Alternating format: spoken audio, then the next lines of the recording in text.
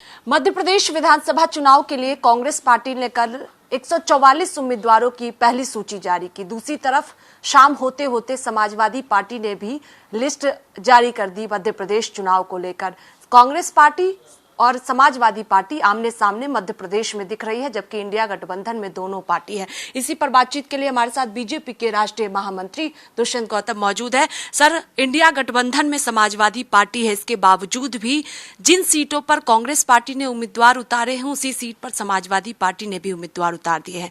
नवरात्रि के पहले दिन लिस्ट आई है दोनों पार्टियों की आमने सामने। अब समाजवादी पार्टी कांग्रेस है, किस तरह से देख रहे हैं इसको? देखिए, साफ साफ मालूम पड़ता है जो इंडिया अलायंस है, इनका इंडी अलायंस जो भी है वो मतभेदों से भरा हुआ है। ये कितना भी एक होने के दिखाई दे लें, सबके अपने अपने स्वार्थ छुपे हुए हैं और स्वार्थ के तहत ब्लैकमेल करना चाहते हैं और उसके बाद में एक होकर दिखाने के प्रयास कर रहे हैं।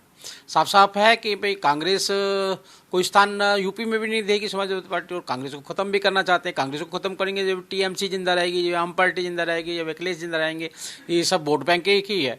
तो ये साफ साफ दिखाई देता है कि ये सब लोग इकट्ठा होते हैं खाली ये भ्रष्टाचार से बचने के लिए, एक कवच बनाने का काम कर रहे हैं। इसके अलावा कुछ भी नहीं है ना, वरना तो अनेकों अनेक प्रांतों में इतने मतभेद इनके अंदर पैदा हुए हैं और इनको जो अलायंस करने वाले हैं उनको विचार करना चाहिए, सोचना चाहिए कि आप जनता की आंखों में धूल नहीं झोंक सकते, जनता सब जानती है। आपको लगता है कि दरार की पहली झलक ये है जब मध्य प्रदेश की लिस्ट आई है, क्योंकि 5 राज्यों में विधानसभा चुनाव है और आपस आमने सामने कई पार्टियां हैं जो गठबंधन का हिस्सा है? झलक ही नहीं है, पूरी पूरी फिल्म सामने सामने दिखाई देती है। आप देखिएगा, पहले जब इनकी बैठक हुई थी तो उसमें केजरीवाल रूट के भाग गए थे, दूसरी के अंदर नीतीश कुमार रूट के भाग गए, तीसरे में ममता बनर्जी रूट के भाग गई थी। अभी तक कोई बैठकों का दौर नहीं चल पा रहा है इनका।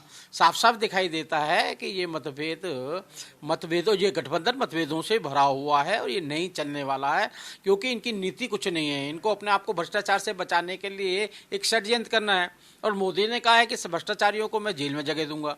तो जेल में जाना इनको साफ साफ दिखाई दे रहा है, इसलिए एक होकर दिखाई देते हैं। इनको मालूम नहीं है कि कानून कानून ही होता है, संविधान संविधान होता है और इसकी मर्यादा का जो भी हनन करेगा उस स्थान जेल में होगा। आखिरी सवाल है कि कोऑर्डिनेशन कमेटी की पहली बैठक दिल्ली में हुई, उसके बाद अब तक कोई बैठक नहीं हुई है। सीट शेयरिंग को लेकर इंडिया गठबंधन में कोई बातचीत नहीं हुई है, कोई फाइनल बातचीत नहीं हुई है, जबकि 5 राज्यों के विधानसभा चुनाव करीब है। सीट शेयरिंग के लिए आपको जानकारी हो कि वामपंथी लोगों ने, सीपीआई ने अपना बंदा ही नहीं भेजा था, अपना कार्यकर्ता ही नहीं भेजा था और उसमें भाग लेने के लिए। उसमें भी मतभेद साफ साफ दिखाई दे रहे हैं कि सीट शेयरिंग करेंगे कैसे? क्या पंजाब के अंदर आम पार्टी इनको सीट देगी? क्या टीएमसी क्या वेस्ट बंगाल में देगी? क्या उत्तर प्रदेश में आप साफ साफ दिखाई दे रहा है कि कांग्रेस को कोई भी स्थान नहीं मिलेगा? तो सीट शेयरिंग करेंगे कैसे?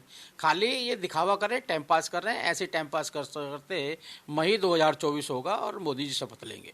बहुत शुक्रिया बातचीत के लिए। देखिए, साफ तौर पर कहना है कि पिक्चर पूरी तरह से क्लियर है कि इंडिया गठबंधन में टूट है और 2024 में जब चुनाव होगा तो प्रधानमंत्री नरेंद्र मोदी फिर से जीत कर आएंगे। कैमरा पर्सन रोहित के साथ स्वाति पाठक, भारत समाचार, दिल्ली।